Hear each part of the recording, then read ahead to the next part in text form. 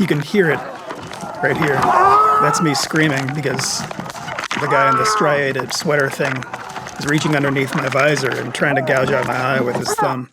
The January 6th attack on the U.S. Capitol was an act of rioting, looting, and mass political violence. President Trump wants you to believe a different story.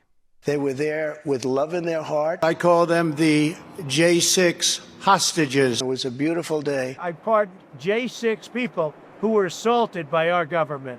January 6th was probably the most filmed crime scene in American history, but some footage stands out more than most. It comes from the police body cams of two Washington, D.C. police officers, Daniel Hodges and Michael Fanone.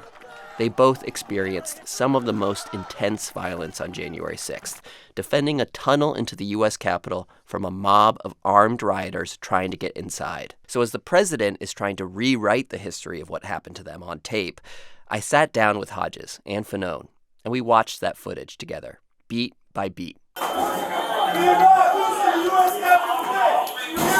He's got a weapon in his hand. Okay. Hold the line! Hold the line! A couple dozen of us versus 10,000 of them trying to force their way in.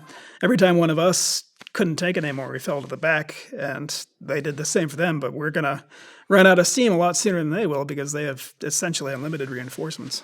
As you're walking down, there are adjacent hallways, and they were filled with injured officers. Guys who, under normal circumstances, would have been transported to the hospital.